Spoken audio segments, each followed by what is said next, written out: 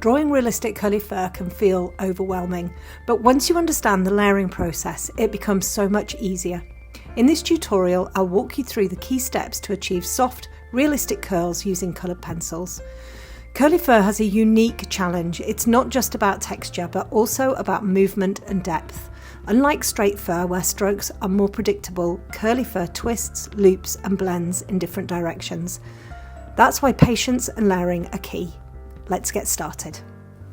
To start, I lightly sketch the overall shape of the curls and then begin blocking in the darkest areas. These dark areas create depth and help define the structure of the fur. I'm using a light hand with my pencil, building up the shadows gradually rather than pressing too hard too soon.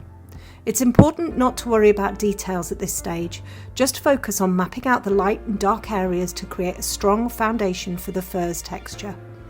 Think of it as creating an underpainting, where the initial dark areas set the tone for the curls. If you go too dark too soon, don't worry, you can soften areas later with blending techniques or by adding highlights. When blocking shadows, look for areas where the fur folds over itself. These spots often have the deepest shadows and help give the fur a realistic three-dimensional appearance. Curly fur isn't uniform, it twists and turns in different directions. To capture this, I use small curved strokes following the natural flow of the curls. Think of it like drawing ribbons of fur, each looping around the other. One of the most common mistakes when drawing curly fur is making the curls too symmetrical or repetitive. In reality, curls vary in shape and thickness. Some may be tighter while others are looser. To make it look natural, observe reference images carefully and change the direction and spacing of your strokes. It's also helpful to step back occasionally and check the overall flow. If you notice any area where the curls look too uniform or stiff, break it up with a few stray hairs or adjust the shadows to add variation. Once the basic curl shapes are in place, I begin layering midtones to build depth. This is where the fur starts to look realistic rather than flat. I use gentle circular motions to soften harsh lines and blend the transitions between dark and light areas. Adding subtle colour variation helps too. Even in black fur, there are shades of warm browns, cool greys, and even hints of blue. These colours add richness and prevent the fur from looking flat or lifeless. A good trick for this stage is to work in layers rather than trying to get the perfect colour right away. Start with a lighter touch and gradually increase pressure as you build depth. If you go too dark, you can always lift some colour with an eraser.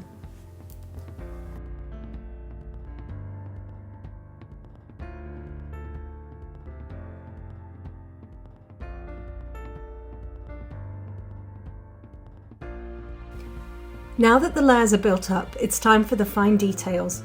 I use a sharp white or light coloured pencil to gently lift highlights, picking out individual hairs where the light catches the fur. This is what makes the curls pop and adds that final touch of realism. It's crucial that highlights follow the curl's natural direction. If they are too straight or placed incorrectly, the fur will lose its shape and appear flat. Think about each curl as a mini masterpiece. Each curl will have a combination of light and dark. Make sure your curls have a graduation of shading that reflects the light direction. Nearer the skin will be darker, and as the curl rises, the light will hit it, so it will be lighter. Keep darkening your shadows. You want to create the illusion of depth and use your lighter pencils to smooth out the curls if you need to. This stage is also about subtle refinement. Sometimes a curl may look too sharp or disconnected from the rest of the fur. In that case, lightly glaze over it with a soft colour to help it blend naturally.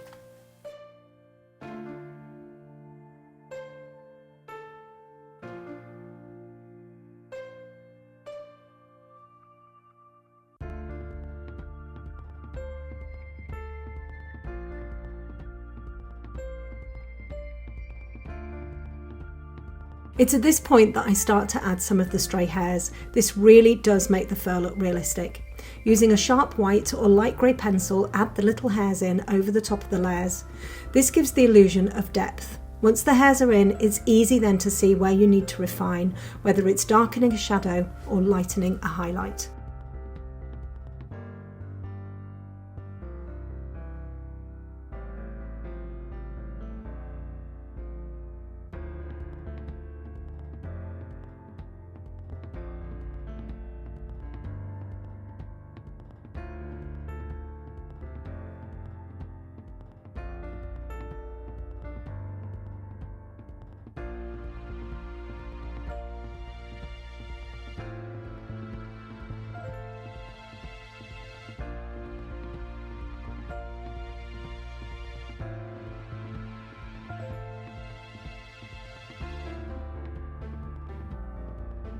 Now it's time to really darken those shadows.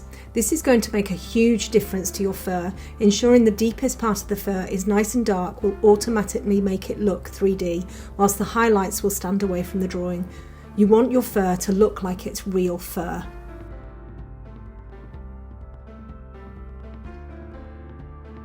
It's best to sharpen your pencil for this bit and use small pencil strokes to get into the tooth of the paper.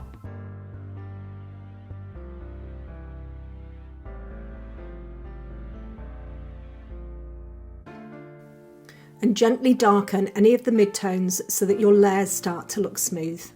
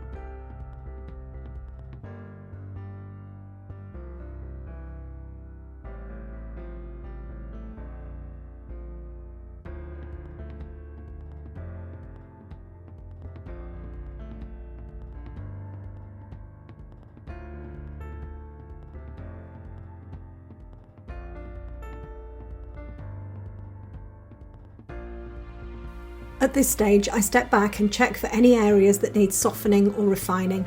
Using a light touch, I gently blend areas where the fur looks too harsh and deepen the shadows where more contrast is needed.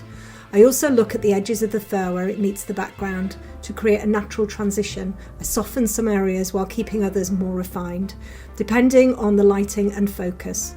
This technique helps prevent the fur from looking like it's cut out from the page. Remember, realistic fur is all about layers, not rushing into detail too soon. It's completely normal for the early stages to look messy. Trust the process and the realism will come together as you add layers.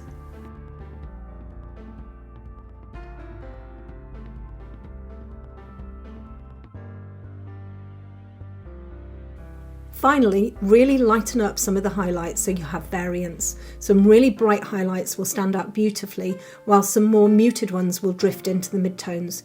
Use a sharp white, add a little pressure in places to really brighten tiny pieces of hair or whole curls.